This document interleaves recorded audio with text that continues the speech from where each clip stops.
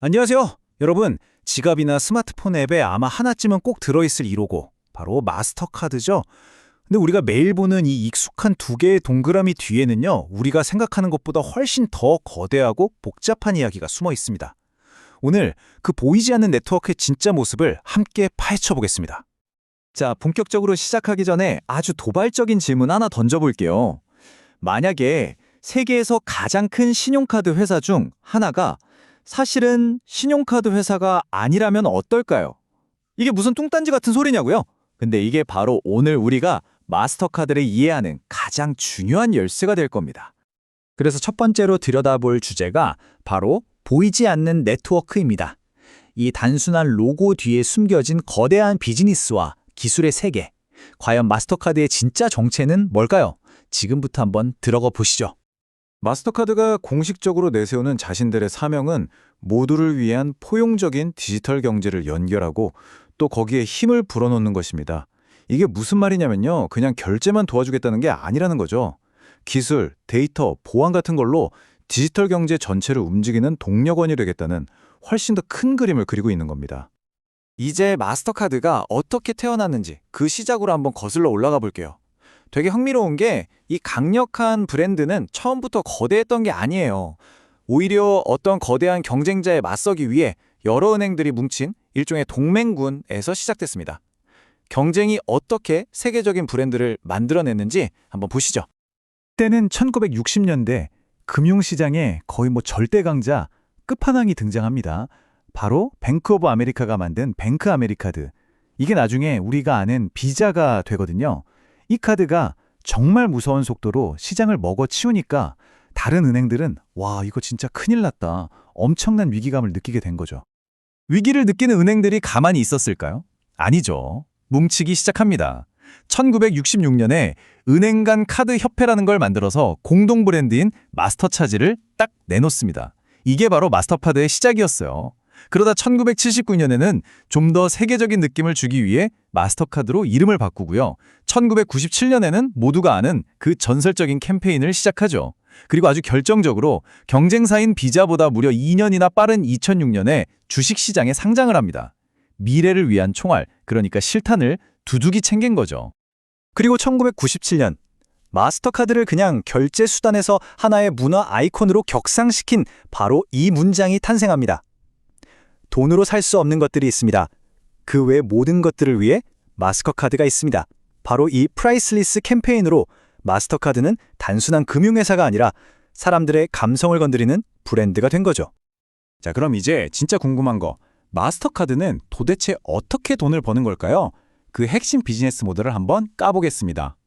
놀랍게도요, 이 회사는 우리한테 빚, 그러니까 신용을 파는 회사가 아니에요. 이들이 진짜로 파는 건 바로 데이터, 보안, 그리고 이 거대한 네트워크에 접속할 수 있는 권리입니다.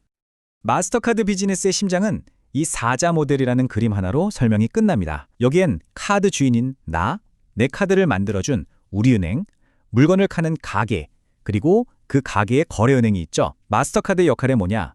바로 이 넷을 연결하는 안전하고 빠른 디지털 고속도로가 되어주는 겁니다. 그리고 그 고속도로를 이용하는 대가로 통행료를 받는 거죠.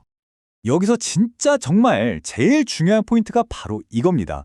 마스터카드는요, 신용 리스크를 전혀 지지 않아요. 무슨 말이냐면 제가 만약에 카드값을 못 내잖아요. 그 손해는 마스터카드가 보는 게 아니라 저한테 카드를 발급해준 바로 그 은행이 다 떠안는 구조예요. 마스터카드는 오직 거래가 안전하고 빠르게 처리되게 하는 역할만 할 뿐입니다. 그럼 수익은 어디서 나올까요?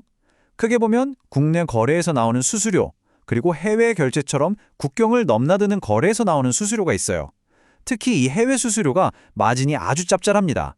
근데 이 차트에서 진짜 주목해야 할 부분은 따로 있어요. 바로 가파르게 성장하는 이 영역, 부가가치 서비스 및 솔루션입니다. 여기가 바로 마스터카드의 현재이자 미래 성장 엔진이라고 할 수 있죠.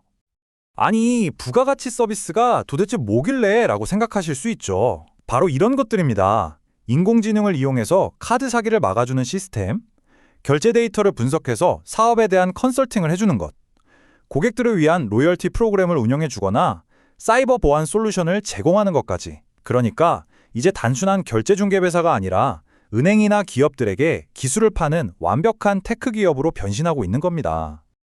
이제 마스터카드가 그리고 있는 미래 전략을 한번 살펴볼게요. 이들의 목표는 더 이상 플라스틱 카드에 머물러 있지 않습니다.